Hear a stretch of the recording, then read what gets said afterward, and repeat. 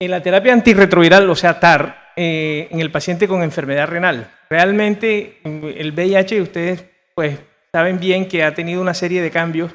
desde el punto de vista de mejoramiento en general. Anteriormente un paciente se le diagnosticaba el VIH y ese paciente prácticamente a los 3 años se moría. Me ha tocado a mí pues vivir todo ese tipo de cambios y posteriormente llegaron los medicamentos pues alargaron la vida, pero tenían una gran cantidad y los efectos secundarios eran muy intensos y esos pacientes pues eran casi 30 pastillas que tenían que tomarse en el día. Eso fue mejorando. Ya los efectos secundarios fueron pasando y comenzaron a aparecer otros efectos como la toxicidad y en fin, hasta hoy en día que estamos llegando a la época en que solamente se va a dar un medicamento. Estamos hoy día una sola tableta. El paciente toma menos tabletas que un paciente con hipertensión o con diabetes, o sea, una sola tableta para el tratamiento antirretroviral. Esto ha mejorado tanto la adherencia del paciente, hoy ya casi los pacientes no rechazan los medicamentos, obviamente al ser el paciente más adherente, el problema de la resistencia se fue pasando a un segundo plano, hoy no hablamos tanto de resistencia, pero el problema que nos atañe hoy en día es que los pacientes han envejecido. Entonces están envejeciendo y el paciente indudablemente, la edad es un factor de riesgo para todo, para diabetes, para hipertensión, y eso ha conllevado que hoy en día tengamos que enfrentarnos a pacientes con enfermedades crónicas que no veíamos en los pacientes con VIH, o sea, hacer una combinación, digamos, como digamos el mago, el malabarista que está jugando con dos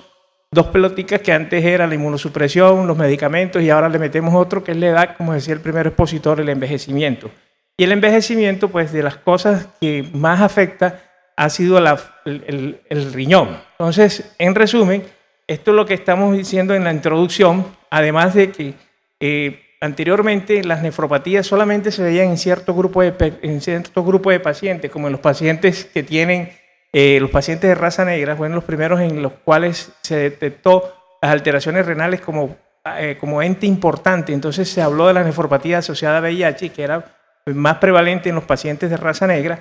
y además en los pacientes que tenían coinfección con hepatitis C o hepatitis B eran los pacientes objetivos de estudiar la función renal. Pero hoy en día eso se extiende y realmente no solamente tenemos a los pacientes de raza negra, a los pacientes con hepatitis B, hepatitis C, sino a todos los pacientes que están con diabetes o con hipertensión arterial, que al igual que el paciente que no es VIH, va a poder llegar a una nefropatía diabética, a una nefropatía hipertensiva y, por qué no, también en los pacientes que tienen enfermedades inmunosupresoras o inmunológicas como el lupus. Entonces, en general, el paciente con VIH puede tener este tipo de alteraciones renales, la insuficiencia renal aguda, la insuficiencia renal crónica, la nefropatía por los fármacos antirretrovirales, la nefropatía por otros fármacos. Recordemos que este es un paciente, el hecho de que sea VIH no significa que sea inmune a las otras cosas que le pasan a la población general. Y obviamente las enfermedades renales per se. La insuficiencia renal aguda se presenta en el 6% de los pacientes hospitalizados. Digamos, no es un número muy alto, pero sí a tener en cuenta cuando tenemos estos pacientes con VIH que debutan, que entran a un hospital, siempre vamos a estar pendientes de su función renal porque tiene una mortalidad casi cercana al 27%.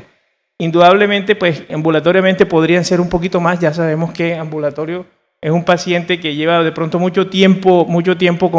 tomando medicamentos, mucho tiempo con la enfermedad y podría llegar hasta un 10%. Pero en general la insuficiencia renal aguda, como su nombre lo dice, es reversible y la mayoría de los casos ambulatorios están asociados a la ingesta de algún fármaco. La insuficiencia renal crónica se define como la disminución del filtrado glomerular a menos de 60 mililitros por kilo por 1.73 de superficie corporal o presencia de lesión renal por lo menos durante 3 meses o más. La lesión renal se evidencia por la presencia de albuminuria, o sea, aparte de la disminución del filtrado glomerular, la presencia de albuminuria y alteraciones en el parénquima renal constituyen lo que sería una insuficiencia renal crónica. El 7% de los pacientes con VIH, 7% tiene una filtración menor de 60 mililitros por minuto. El 10% pueden tener alteración en la albúmina y la prevalencia de los pacientes en diálisis en estudios de Europa, porque realmente pues, esos son los referentes que encontramos, no es tan alta como de pronto pensaríamos, es realmente menos del 1%. En resumen, la insuficiencia renal crónica tiene algunos factores de riesgo. Fundamentalmente, pues, los no asociados a VIH, como decíamos, el paciente con VIH y diabetes mellitus, con hipertensión arterial, edad avanzada, raza negra, factores genéticos, o sea, aquellos pacientes que tengan, digamos, poliquistosis renal, algunas de estas situaciones que vemos en medicina interna, pues también los pacientes pueden tenerlas sin que sea necesariamente VIH. Y las que están asociadas a VIH son la coinfección de las hepatitis B, C, cuando arrancan con unos CD4 muy bajitos, ya eso es un factor de riesgo, o pacientes que tienen unas cargas virales altas, algunos medicamentos antirretrovirales y la nefropatía que les decía asociada al VIH. Indudablemente, pues, el pronóstico de la insuficiencia renal, de acuerdo a la filtración glomerular y la albúmina, nos hace que entre menos filtración glomerular tengamos y presencia de excreción aumentada de albúmina, pues el pronóstico va a ser más ominoso. Vemos lo contrario, el paciente con buena función renal y con una albúmina normal, pues su pronóstico va a ser similar al paciente que no es portador de VIH. Entonces, es importante pues que con estas gráficas nosotros entendamos que la función glomerular, la excreción glomerular y la albuminuria son dos factores de riesgo, los cuales nosotros, en los que estamos en manejo con pacientes con VIH, debemos tener, digamos, en cuenta, y no que nos sorprenda un paciente que estamos viendo mes a mes en la consulta y de pronto el paciente termine en una diálisis o termine en una urgencia urémica porque no le hicimos los controles adecuados, y para esto pues estamos nosotros revisando los factores de riesgo que van presentando los pacientes. La nefropatía, afortunadamente, asociada a los antirretrovirales, son poco frecuentes. Fundamentalmente son dos medicamentos entre los inhibidores no nucleócidos, la transquitasa reversa, el tenofovir es el principal, y entre los inhibidores de proteasa, el atazanavir, con mayor prevalencia, el lopinavir, han sido asociados a disminución del filtrado glomerular. ¿Qué sucede en la nefropatía? Probablemente, se ha demostrado que existe una tubulopatía proximal, puede haber daño por toxicidad mitocondrial, o sea que el antirretroviral daña la mitocondria, pero también en la etiopatología puede haber algo de lesión vascular o precipitación de cristales. Fundamentalmente esas serían las 4 causas por las cuales los fármacos antirretrovirales pueden producir daño a nivel renal. Hablamos del tenofovir. El tenofovir, digamos, la normalidad está en el bloqueo de las proteínas que transportan en el túbulo proximal, lo cual produce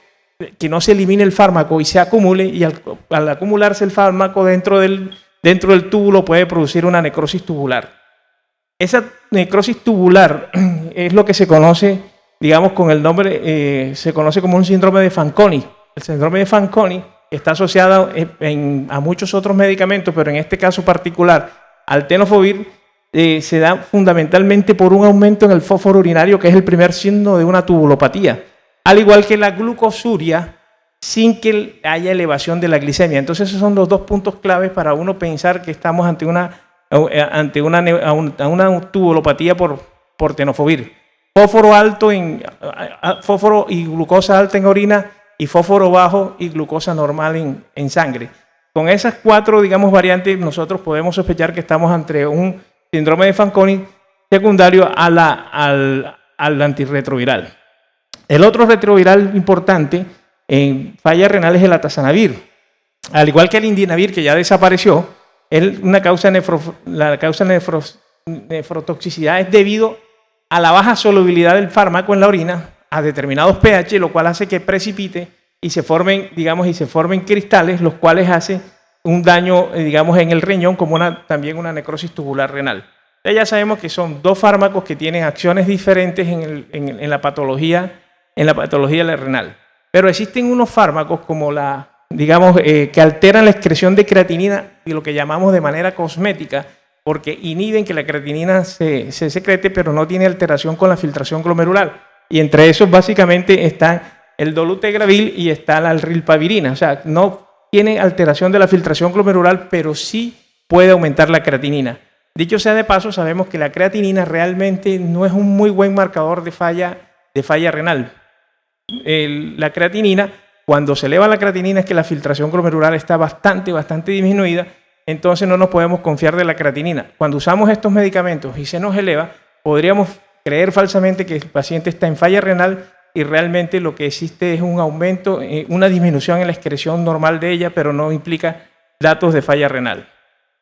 Los fármacos no antirretrovirales, digamos, pueden hacer una nefrotoxicidad directa generalmente los medios yodados, los medios de contraste, y aquí somos especiales para pedir TAC con contraste. La anfotericina B, que tenemos que usar, por ejemplo, en los pacientes que tienen criptococosis, la vancomicina para pacientes con infecciones, los aminoglicósidos y este antiviral como el Foscarnet son antibióticos y medicamentos que utilizamos en el paciente con VIH, pero que no pertenecen a la familia de los antirretrovirales. Existen también otras alteraciones en el flujo de la arteria renal que disminuye la irrigación del riñón, como son en los antiinflamatorios no esteroideos, los AINES, aquí digamos el diclofenaco, el ibuprofeno, pueden, su mecanismo de daño renal es la disminución en el flujo, al igual que los antihipertensivos, principalmente los inhibidores de la enzima convertidora,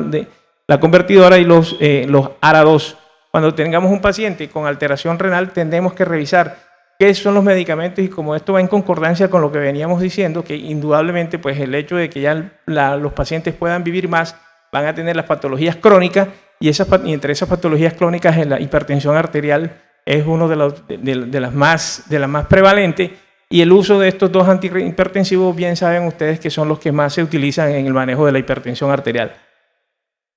Las enfermedades glomerulares, entonces ya tenemos las enfermedades, digamos, por los fármacos, ya tenemos las enfermedades por los retrovirales, por los no retrovirales, y ahora las enfermedades por los fármacos, por las glomerulopatías.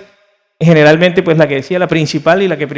primero que se habló fue la nefropatía asociada al VIH de la raza negra, pero también pueden tener nefropatía por inmunocomplejos, nefropatía diabética, nefropatía hipertensiva y microangiopatías trombóticas, que también debemos tener en cuenta, los famosos síndromes hemolíticos urémicos que pueden presentarse, digamos, en los pacientes.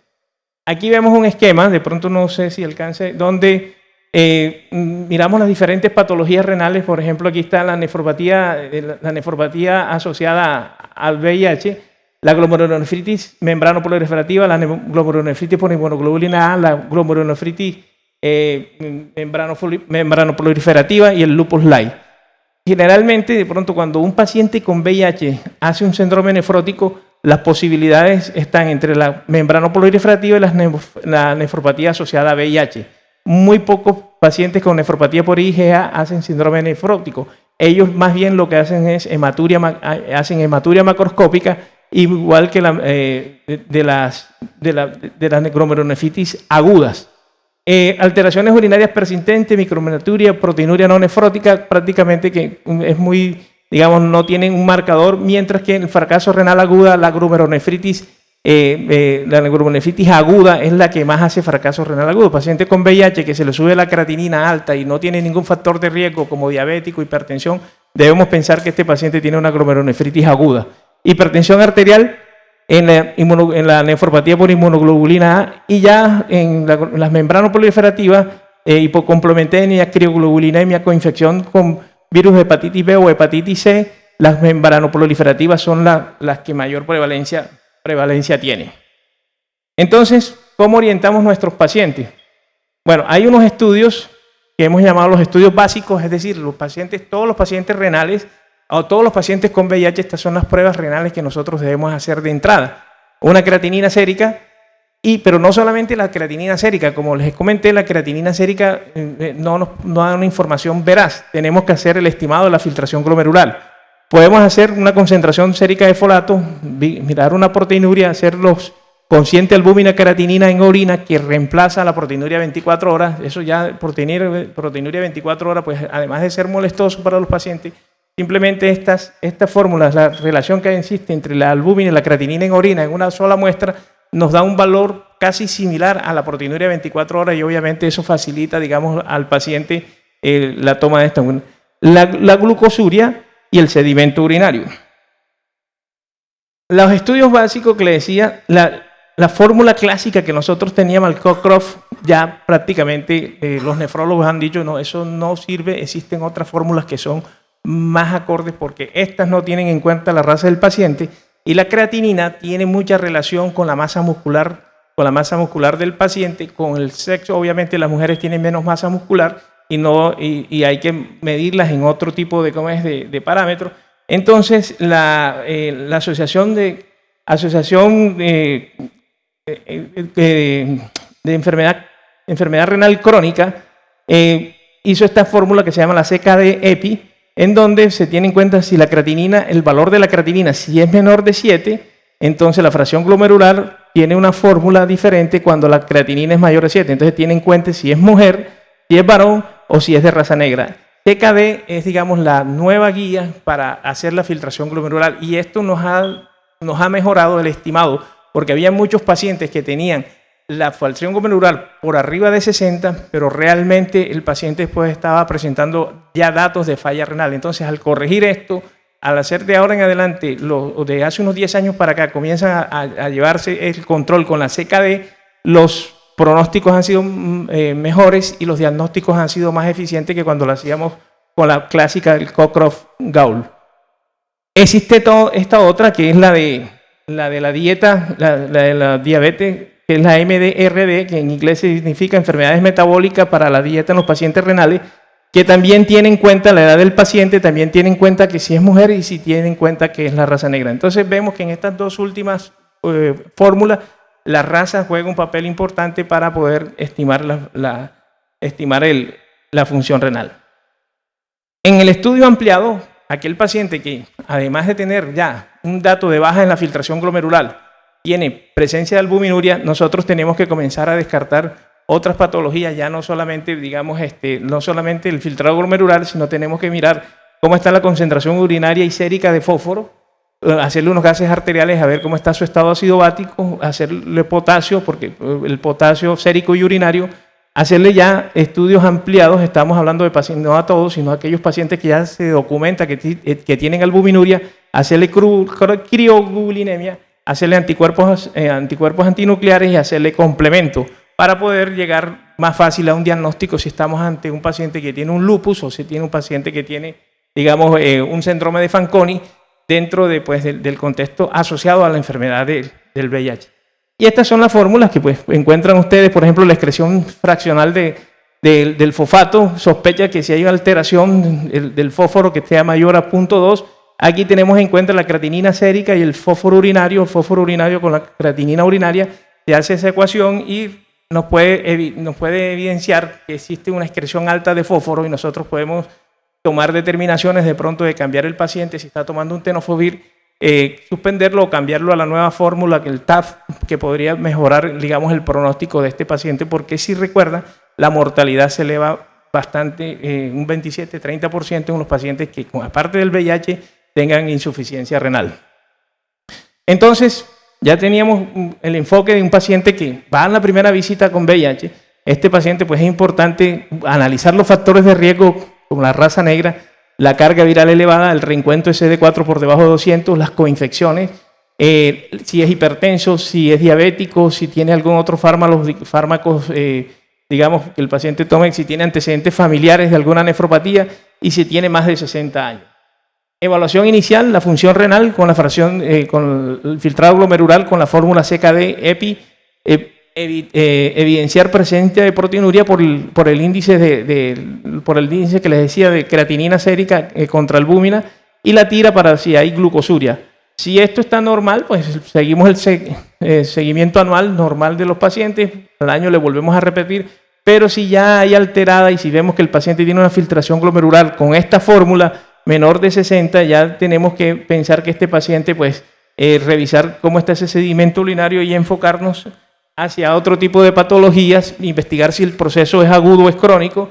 el proceso agudo o crónico, revisar bien su anamnesis, explorar, revisar presión arterial, estado de la bulimia, buscar, digamos, presencia de proteinuria, hacer una ecografía renal y de acuerdo a lo que nos vaya dando el algoritmo vamos derivando el paciente. Si digamos existe hipotensión arterial, signos de presión y no tiene, la proteína está negativa, el sedimento está normal, este paciente probablemente tenga una insuficiencia prerrenal y obviamente corregirla, pacientes con diarrea, con vómito. Si este paciente tiene proteinuria importante con rango nefrótico, es un paciente que hay que sospechar que tiene una enfermedad glomerular, este paciente hay que derivarlo, remitirlo al nefrólogo porque muy probablemente hay que hacerle una biopsia para poderle hacer el diagnóstico. Igual un paciente que tiene una proteinuria leve, pero el sedimento es normal, sospechar que existe una lesión tubular. Este paciente seguramente ya le hicimos los controles del fósforo y el fósforo alto también es un paciente que debe pues, replantearse si tiene alguno de los medicamentos que pueden producir la anemia, el síndrome de Fanconi. Pero si el paciente tiene una ecografía prostática normal y que probablemente estamos ante una insuficiencia renal de tipo postrenal, seguramente ese paciente, la solución va a ser con el urólogo para que le haga su tratamiento. Y ya para terminar, tenemos que el paciente en falla renal, el abacavir es el único medicamento que no se elimina por vía renal, por lo tanto no necesita ajuste. Si yo tengo un paciente que tiene una falla renal, ese paciente, el medicamento antirretroviral, digamos, de elección, si no lo ha tomado para iniciarlo, es iniciar con abacavir, que no necesita ajuste, y como tiene que ir acompañado con la lamivudina sí necesita ajuste, todos los demás necesitan ajuste. La realización del HLA-B 5701 es una recomendación en todas las guías internacionales. Nosotros en Colombia nunca lo hacemos y tenemos casi que la mitad de nuestra población con VIH tiene tratamiento con abacavir y muy poquitos, por lo menos yo nunca he visto un caso de alergia, lo cual ha hecho que, digamos, la fuerza del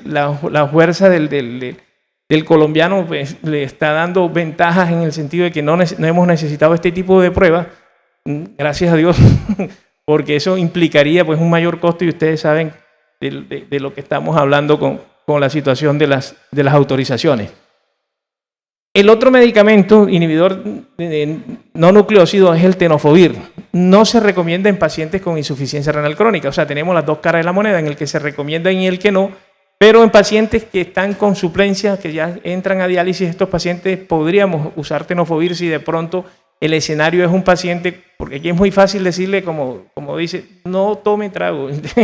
Entonces, no, le dice al médico, no le dé tenofovir, y dice el hombre, pero si ya yo usé el abacavir, entonces ¿qué uso? Y no tengo en el POS y no tengo el chance de usar otro medicamento. Pues si el paciente está en diálisis, puede usar el tenofovir, pero hay que ajustarlo.